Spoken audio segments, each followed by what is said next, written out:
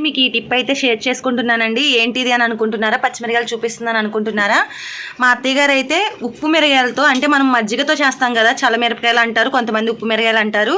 అలాగే మజ్జిగ లేకుండా ఉప్పు మిరగాయలు ఎలా చేస్తారో ఏంటో ఈ వీడియోలో అయితే చూసేయండి. ఇప్పుడైతే తొడియాలు అయితే తీస్తున్నారు. ఇది ఒక్క చిన్న టిప్ మీ అందరితో షేర్ చేసుకుందామని చెప్పి వీడియోలో అయితే కొలత ప్రకారం మొత్తం వివరంగా అయితే వీడియో అయితే మొత్తం పూర్తిగా అయితే చూడండి. చూసి ఎలా ఉందో ఏంటో ఖచ్చితంగా చెప్పేయండి, సరేనా? శుభ్రంగా అయితే నీళ్ళు అయితే పట్టేసుకొని ఇలా పచ్చిమిరకాయలను అయితే నీట్గా అయితే కడిగేసుకోవాలండి. కడిగేసుకొని వీటిని ఏం చేస్తాము ఏంటో మొత్తం ప్రాసెస్ అయితే చూసేయండి. పచ్చిమిరకాయలు అయితే 3 కిలోలు పచ్చిమిరకాయలను అయితే శుభ్రంగా కడిగేసుకొని ఆరబెట్టుకోవాలి.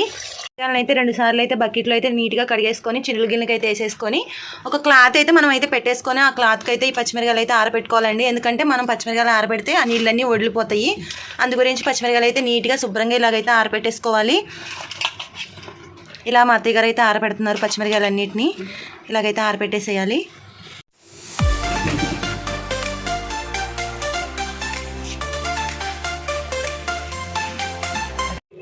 ఈరోజు వచ్చేసి మనం మజ్జిగ లేకుండా ఉప్పు మిరగాయలు, ఇంకా మీరేమంటారు చల్లమిరపకాయలు అంటారు, అలాగా మనం ప్రాసెస్ అయితే ఎలా చేసుకుంటున్నాము మీ అందరికీ తెలుసు కదా.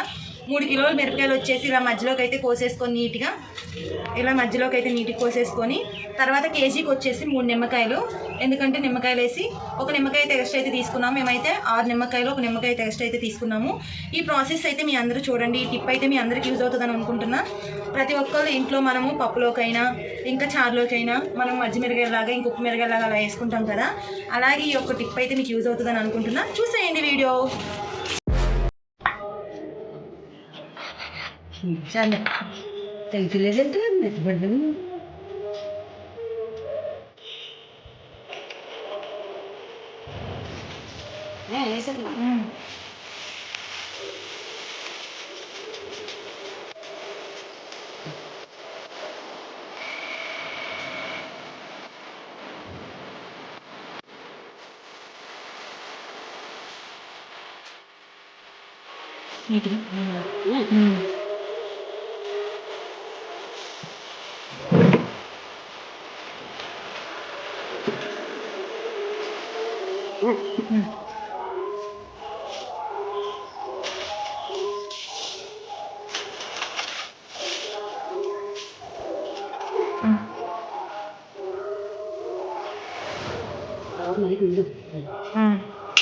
అంటే ఇది ముందు తీసేసుకుంటామని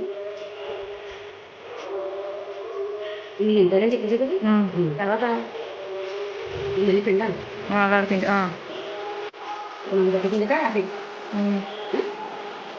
చేసిన తర్వాత మనం నిమ్మకాయలు ఇంకా సాల్ట్ కొలత ప్రకారం అయితే వేసేసుకొని నిమ్మకాయలని పిండేసుకొని ఉప్పు ఇంకా వాము వచ్చేసి బాగా పట్టాలి కదా, అందుకని చెప్పి ఇలాగ చేతితో అయితే మనం అయితే కలిపి అయితే ఉంచుకోవాలి.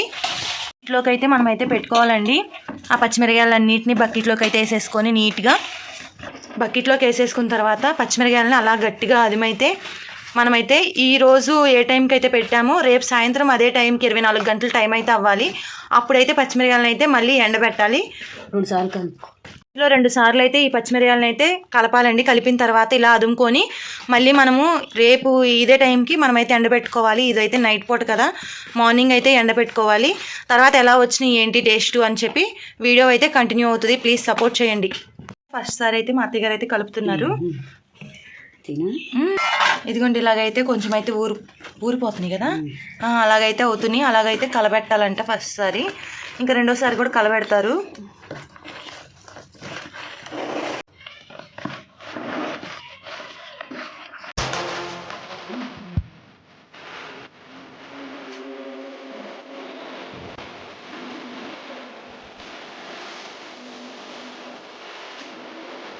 గంటలైతే నానపెట్టేసాము. పచ్చిమిరకాయలు బాగా నానియి. ఇప్పుడైతే మేమైతే ఎండ పెడుతున్నాము. మంచం మీద అయితే ఇలా వేసి ఒక కవర్ లాంటిది అయితే వేసి దాని మీద అయితే ఎండ అయితే పెడుతున్నాము.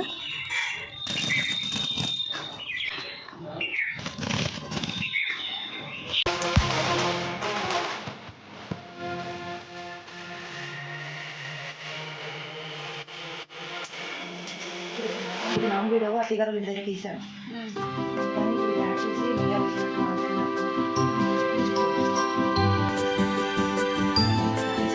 తింటాను. ఇలాంటి మిరగాయలు మీరు కూడా ట్రై చేస్తే ఖచ్చితంగా కామెంట్ చేయండి. మన పప్పులోకి ఈ మిరగాయలు నంచుకుంటే సూపర్ ఉంది. ఈ టిప్ మీరు కూడా యూజ్ చేస్తే ఖచ్చితంగా మా ఫుల్ వీడియో చూసి ఎలా ఉందో కామెంట్ చేయండి. ఓకేనా ఫ్రెండ్స్, బాయ్ బాయ్.